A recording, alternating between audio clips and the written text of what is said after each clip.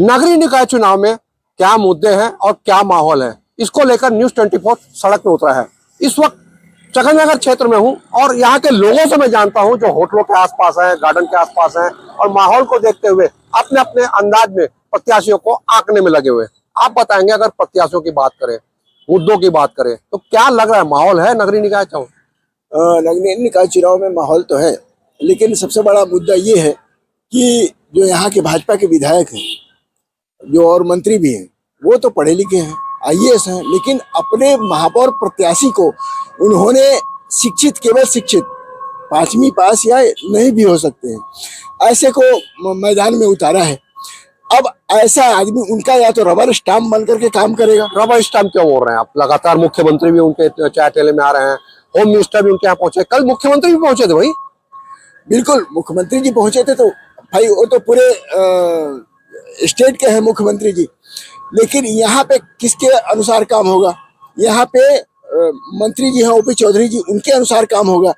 वो किसी पढ़े लिखे आदमी को क्यों नहीं उतार पाए? भाजपा माहौल बना रही है, मतलब चाय वाले के लिए नहीं, वो माहौल एक सिर्फ प्रोपेगेंडा है, एक ऐड करने की जो रणनीति होती है, विज्ञापन की रणनीति जो भाजपा की हमेशा से रही है, वो इस तरह के कर रहे हैं। लेकिन इनको एक, अगर ये विकास की राजनीति की बात करते हैं तो उनको ऐसे व्यक्ति को चुनना था, ऐसे व्यक्ति को महापौर पद का टिकट देना था जो पढ़ा लिखा हो, सक्षम हो निर्णय लेने में। ऐसे व्यक्ति जो फाइल भी नहीं पढ़ पाएगा, ऐसा व्यक्ति को आपने जो बनाया है वो किस लिए? मतलब यही माहौल है आपके नजर में? स्पष्ट है कि कोई भी पढ़ा लिखा आदमी सोचेगा इस बात को। आप बताएंगे, आप भाजपा से लग रहे हैं, माहौल की अगर बात करें, जैसे शांति ने बताया, जो पास कर यहाँ आए थे, कहते हैं कि अशिक्षित है, खुद वित्त मंत्री शिक्षित है, लेकिन माहौल के हिसाब से बात करें, प्रत्याशी चयन में कहीं कहीं गड़बड़ी हुई है। एक अनपढ़ का और एक अंगूठा छाप को लाया है जो स्टाम्प बनेगा। जहाँ तक प्रत्याशी का चयन है, जो प्रत्याशी है वो जमीनी स्तर का कार्य करता है। पढ़ा लिखा होना ही जरूरी नहीं होता है, अनुभव, जनता का सेवा किस ढंग से करता है। आज वो 25-30 साल से जनता का सेवा करते आ रहा है, निर्विवाद रूप से सेवा किया है, भारतीय जनता पार्टी का सेवा किया, जनता का सेवा किया। आज उसका, उसी के लिए तो उसको टिकट। इसीलिए माहौल है क्या? मुख्यमंत्री आ रहे हैं, वित्त मंत्री आ रहे हैं, होम मिनिस्टर आ रहे हैं, चाय बना रहे हैं, तो वोट मिल जाएंगे चाय से? चाय से तो वोट नहीं, लेकिन बात ये होता है कि उनको जो पेशा है ना, उस पेशे से वो अभी भी अलग नहीं है और रहेंगे, महापौर बनने के बाद भी उसी पेशे में रहेंगे।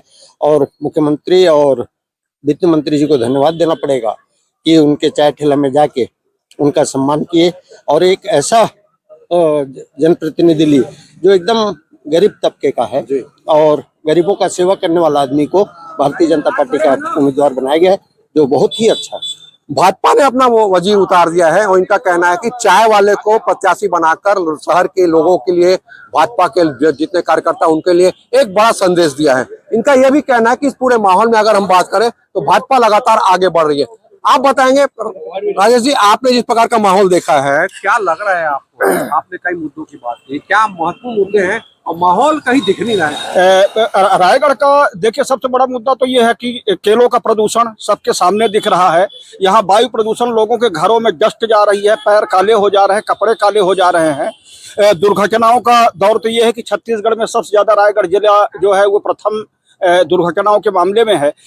अगर यहाँ देखा जाए तो जिस तरीके से सड़कें ग्रामीण क्षेत्रों में है नहीं और लगभग 12 से 13 कोयला खदानें संचालित हैं और जिसमें 10,000 भारी वाहन चल रहे हैं, जिसके चलते आसपास के अगर ग्रामीण क्षेत्रों को और शहरी क्षेत्र में देखा जाए तो काफी सारे इस तरीके से मुद्दे हैं। वास्तव में रायगढ़ में रिंग रोड के मतलब माहौल लग रहा है कि मुद्दों को लेकर माहौल है, प्रत्याशी को अगर वोट देना चाहे तो माहौल के अनुसार वोट देंगे कि जिस प्रकार भाजपा और कांग्रेस उसी में उलझ जाएंगे? नहीं, मुद्दों के आधार पर भी जो पढ़ा लिखा बुद्धिजीवी वर्ग है वो मुद्दों के आधार पर वोट देगा। और जो ये है कि घाट के 3 पात वाले हैं वो कब कहाँ कैसे वोट डालेंगे वो तो बात की बात है। कब कहाँ कैसे वोट डालेंगे तो बात की बात है। मेरे ऑटो में आप घूम रहे हैं, आप चुनाव लड़ रहे हैं? जी, निर्दलीय चुनाव लड़ रहे सर, ऑटो छाप हमारा है, इसलिए हम लोग ऑटो में। क्या बात, ये प्रदूषण फैलाने वाला ऑटो तो नहीं ना? नहीं, एकदम ही है। क्या मुद्दे हैं आपके पास, अगर जनता के पास आप वोट इस प्रकार ऑटो लेके जा रहे हैं? सर मैं आपको बता दूं कि ये हमारा ईवी रिक्शा है और ईवी रिक्शा जो है प्रदूषण मुक्त रहता है। ईवी रिक्शा क्यों लेके घूम रहे हैं आप? मतलब एक तो आपका चुनाव चिन्ह लग रहा है। नहीं, चुनाव चिन्ह के साथ साथ जो है सर, एक्चुअल में देखिए अभी वर्तमान में आप प्रदूषण रायगढ़ में सबसे बड़ी समस्या है और इस समस्या से पूरे रायगढ़ की जनता जूझ रही है। तो अब मैं अगर अगला महापौर का अगर सोच रख रहा हूँ या आने वाले पीढ़ी का अगर मैं रख रहा हूँ और मैं पढ़ा लिखा बुद्धिजीवी व्यक्ति हूँ, तो मैं अगर इस बात को सोच रहा हूँ तो शुरुआत तो मेरे से ही करना पड़ेगा। तो अभी वर्तमान में मैं ईवी को समर्थन करता हूँ, क्योंकि ईवी से जो है प्रदूषण जो है खत्म होगा। क्या खोटे जी आपका नाम है? भानु प्रताप। ये बताएंगे आप भाजपा और कांग्रेस किस पे थे पहले? नहीं सर, मैं तो एकदम स्वतंत्र आदमी हूँ सर। 11 सालों से समाज सेवा के क्षेत्र में काम किया हूँ। इससे पहले किसी भी राजनीति पार्टी में नहीं जुड़ा था। इससे पहले आज तक का जो है मेरा इतिहास रहा है, मैं समाज सेवा के क्षेत्र में ही काम किया हूँ। समाज सेवा छात्र जी। आप बताएंगे, अगर चुनाव में आप बात जाएंगे तो अगर शहर के माहौल की बात करें, नगरीय निकाय चुनाव में क्या माहौल लग रहा है आपको? ऐसे तो न देखा जाए तो मेरा भाई जो है इतने सालों से न कार्य कर रहा है, तो गरीब अमीर सबका कर रहा है। भाई को लेकर मत सोचे, आप अपना सोचिए ना। माहौल, चुनाव माहौल, क्या मुद्दे रहना चाहिए यहाँ के? यहाँ का मेन मुद्दा होना चाहिए कि ना रोड अच्छा होना चाहिए। जिस हिसाब से ये शहर है तो शहर के हिसाब से रोड नहीं लगता है ना। गांव देहात में भी इससे बेहतर रोड है। जहाँ तो स्वास्थ्य की है तो स्वास्थ्य में भी ना कोई ज्यादा प्रोग्रेस नहीं है। लोग कितने दिन तक बेड में पड़े रहते हैं, कोई प्रोग्रेस नहीं होता है, अच्छा इलाज नहीं होता है, है ना, प्रोग्रेस नहीं है। बिजली में भी बिजली का इतना बार बार कटौती होता है, तो यानी कि किसी चीज का ढंग से विकास हुआ ही नहीं है अभी तक। एक जानकारी हमारे पास मिली है कि नगरीय निकाय चुनाव में पिछले बार कांग्रेस ने यहाँ अपना विजय पताका लहराई थी। वर्तमान में यहाँ महापौर प्रत्याशी फिर से वो चुनाव मैदान में उतरी है। क्या लग रहा है कि वो फिर से प्रत्याशी उतरे हैं और लोगों को लगता है कि विकास के नाम पर, कांग्रेस के नाम पे, भाजपा के नाम पे वोट देंगे?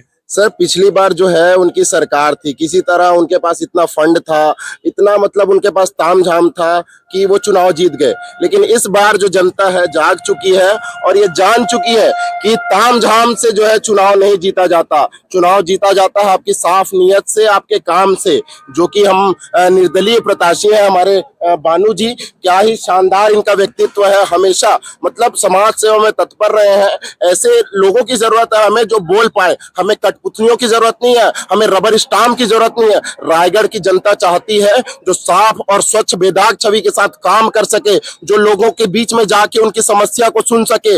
ऐसे लोगों की जरूरत है, हमें रबर स्टाम्प नहीं चाहिए सर। और जानकी काटजू जी, पिछले 5 साल का हिसाब किताब आपसे पूछेंगे तो लोग आप बता नहीं पाती हैं। उस दिन वहां पर इंटरव्यू हुआ था तो मुंह छुपा के भाग गई थी। आपको कार्यकर्ता नहीं मिल रहे हैं, पैसे दे के कार्यकर्ता नहीं मिल रहे हैं। और हमारे जो बानू भैया हैं, एक नया कॉन्सेप्ट, माहौल लग रहा है कि निर्दलीय प्रत्याशी के रूप में यहाँ कई सपोर्टर उनके आ गए। आपने रेलवे के जो फाटक देखा है, कितने घंटे तक जाम रहता है, और शहर की समस्याओं को लेकर अपन बात करें तो माहौल, समस्याओं को लेकर प्रत्याशी कुछ नहीं बोल रहे हैं, अपने अपने मुद्दे लोगों पर लाद रहे हैं, अपने अपने मुद्दों के आधार पर वोट मांग रहे हैं। जी देखिए, कहानी ऐसा है कि बीजेपी और कांग्रेस दोनों की बात करें, जैसे कि लगातार आप देखने के लिए आ रहा है, सब कोई बोल रहे हैं कि कठपुतली और रबर स्टाम्प है। मैं इन सब बातों पर बात नहीं करना चाहूंगा। मैं डायरेक्ट मुद्दों पर बात करूंगा, जिन मुद्दों पर हम काम करेंगे या फिर जिन मुद्दों पर काम होना चाहिए था। देखिए, यहाँ संजय मार्केट जो एक बड़ा विषय है, आप संजय मार्केट अंदर घुसेंगे तो वहां की बदहाली आपको देखने के लिए मिलेगा। अव्यवस्थित नाली, वहां पे गंदगी फैला हुआ है, वहां पे पसरा व्यवस्थित ढंग से नहीं है। और रायगढ़ के सभी जनता उस मार्केट में जाकर के सब्जी खरीदते हैं और बहुत ज्यादा अव्यवस्था। 14 करोड़ रुपया आया था पिछले सरकार, और उससे पहले भी पैसा आ चुका है। लेकिन इच्छा शक्ति की कमी होने के कारण से और ये राजनीतिकरण होने के कारण से बिल्कुल उस संजय मार्केट का बदहाली की स्थिति बना रहा। और उसके बाद मैं इतवारी बाजार की बात करूं, जहां ऑक्सीजोन बनाया जा रहा है, ऑक्सीजोन भी अगर आप वास्तविकता देखेंगे, वहां के व्यापारियों को जाकर के पूछेंगे, अगर कोई भी व्यापारी इस चैनल को देख रहे हैं तो वो उस दुख को समझ सकते हैं कि ऑक्सीजन उनसे बिना पूछे, बिना, ये गार्डन के बगल में खड़े हैं सर, ऑक्सीजन यहां बनाया जा सकता था। ये बहुत ही अच्छा व्यवस्थित स्थान है, ऑक्सीजन का विरोध नहीं कर रहा हूं, लेकिन स्थान गलत चुना गया है। इतवारी बाजार को ऑक्सीजन के रूप में नहीं चुनना चाहिए था। आपने फाटक का विषय निकाला, यहाँ पे एक फाटक बनने वाला है, मैं लिख करके दे रहा हूँ, ये आसपास में जितने ओवरब्रिज सॉरी, यहाँ ओवरब्रिज बनने वाला है। और जब ओवरब्रिज बनेगा, इस जगह का आपको अगर याद हो, पुराना रायगढ़ जो ये हमारा सारंगढ़ बस स्टैंड हुआ करता था, वहां पे ओवरब्रिज बना, अगल बगल के सारे मतलब वहां का पूरा अवस्थाओं का गढ़ बन गया। सेम यहाँ बनने वाला है, पूरा हमारा ये गार्डन की स्थिति खराब हो जाएगी। मतलब ठीक है, ये जाम जरूर है, यहाँ पे और कुछ व्यवस्था किया जा सकता था या अच्छा निर्माण किया जा सकता था, लेकिन बिना प्लानिंग का सरकार चल रहा है। और ट्रैफिक व्यवस्था की बात करूं, आप जैसे ही शनि मंदिर से, पुराना जो शनि मंदिर है उससे नीचे उतर करके आप सुभाष चौक की ओर जाते हैं, और सुभाष चौक से आप गद्दी चौक की ओर जाते हैं, गद्दी चौक से आप खंडी चौक की ओर जाते हैं। और अगर आप कुल मिला के अगर बात करें, आपने जिस प्रकार के लगातार आपने समस्या दिखाई, फाटक की बताई, ओवरब्रिज की बताई, ऑक्सीजन की बात बताई, तो मुद्दा विहीन विहीन यहाँ पे सर चाय वाला बोल करके प्रचार प्रसार किया जा रहा है। देखिए, हमको एक मेयर चाहिए, मेयर को एक शिक्षित होना चाहिए, एक युवा होना चाहिए, एक समाज सेवी होना चाहिए, जिन्होंने ऑलरेडी पहले से काम करके रखा है। ऐसा नहीं कि आज तुरंत पैदा हुए और आज हमने महापौर का प्रत्याशी का दावेदारी किया। भानु खुटे जी पिछले 11 सालों से लगातार रायगढ़ का हर एक जनता है समाज सेवा के हित में कार्य करते आ रहे हैं। निर्दलीय प्रत्याशी में जेठूराम मनहर और जेठूराम मनहर जी। और एक सबसे बड़ी बात, भाजपा ने चाय वाला के मुख्यमंत्री तक वहां पहुंच रहे हैं, होम मिनिस्टर पहुंच रहे हैं, होम मिनिस्टर के बाद कल फिर से वो वित्त मंत्री जी ले जा रहे हैं। तो क्या वो प्रचार का मुद्दा है कि तड़का लगाए जा रहे हैं, यही माहौल बना रहे हैं क्या? बिल्कुल, ऑटो रिक्शा का इतना ज्यादा यहाँ वर्चस्व हो गया है, जनता इतना प्यार दे रही है कि यहाँ उप मुख्यमंत्री, मुख्यमंत्री और ओपी चौधरी जी, तो वही हकीकत में ओपी चौधरी जी महापौर रहेंगे। जीवर्धन चौहान एक डमी कैंडिडेट के रूप में उनको इस्तेमाल किया जाएगा। सेम कांग्रेस के साथ भी यही हुआ है। और अन्य राजनीतिक जो निर्दलीय प्रत्याशी, चाहे जेठूराम मनहर की मैं बात करूं, वास्तविकता बता रहा हूं, जेठूराम मनहर जी पहले हमारे महापौर रहे, उसके बाद दूसरे बार चुनाव लड़ा, उन्होंने हारा, तीसरे बार लड़ा हारा, चौथे बार लड़ा हारा। ये क्या लगातार मतलब वो एक गद्दी पर बैठे ही रहना चाहते, क्या उनकी इच्छा है? और गद्दी में बैठे रहना चाहते हैं। और रायगढ़ में जो मुद्दे की लगातार निर्दलीय प्रत्याशी अपनी पूरी ताकत के साथ सड़कों में उतरे हैं। कोई ऑटो लेके घूम रहा है, कोई अपने तरीके से चुनाव प्रचार में लगा हुआ है। आइए लोग अपन होटल के अंदर चलते हैं एक बार फिर से। आप शहर के मतदाता हैं, आपसे सिर्फ पूछ सकता हूं कि क्या मुद्दों को लेकर वोट करना चाहते हैं? लगातार शहर में बात करें, मुद्दे हैं भाई। मेरी एज तो 72 हो गई। आप सोचने समझने का उतना एकदम 30-40 साल सर्विस किए, अब रेस्ट करते रहते हैं। मेरे को ज्यादा दिमाग लगाने कहेंगे तो मैं लिख के दे सकता हूँ, सोच समझ के।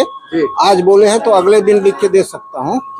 और कोई तो वो अभी क्या लग रहा है, शहर में माहौल है, चुनावी माहौल है कि केवल ऐसे ही चल रहा है? अरे पूरा दिल्ली बन गया है। इतना ज्यादा तो कभी भी नहीं था। इतने जो कैंडिडेट घूम रहे हैं, इतने लोग और समर्थन वाले घूम रहे हैं, तो काफी ज्यादा हो गया है। लोग ज्यादा अवेयर हो रहे हैं। तो धीरे धीरे लोगों में अवेयरनेस आ रही है कि केवल जीतने के लिए लगे हैं, कि केवल सीट पाने के लिए जीतने के बाद गायब हो जाएंगे। नहीं, यहाँ उम्मीद है ना कि यहाँ के जो एमएलए हैं, कैबिनेट मंत्री भी हैं, तो कोई जी काम यहाँ होगा ना तो जल्दी होगा और पहले से, इसलिए लोग ज्यादा एक्टिव है।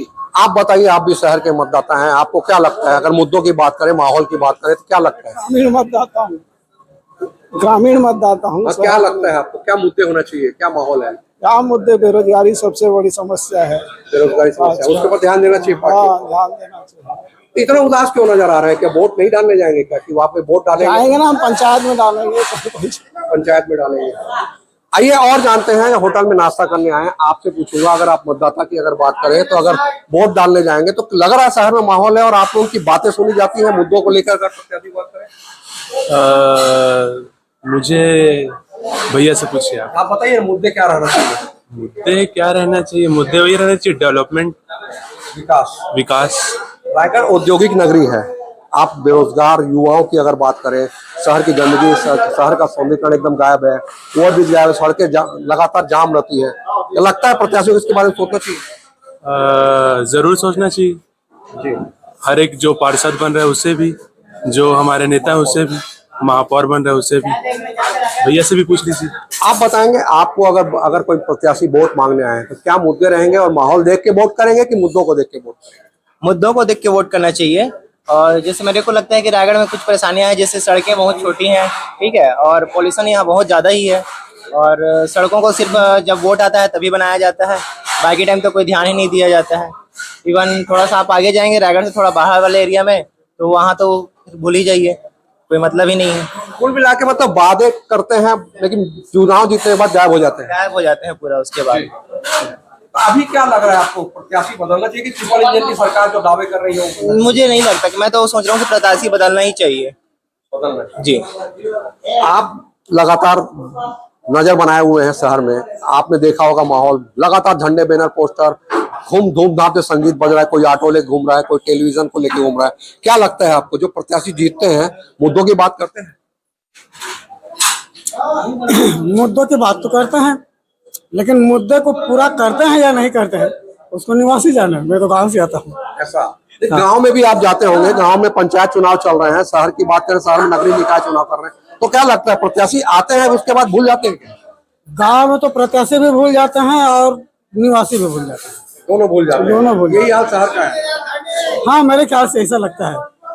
होटल में आने का एक अलग ही मजा है कि यहाँ गांव से लेकर शहर तक के मतदाता मिलते हैं, उनके कहने के अंदाज बताते हैं कि वो अपना प्रत्याशी चुनने के बाद उनको खोजने में लग जाते हैं।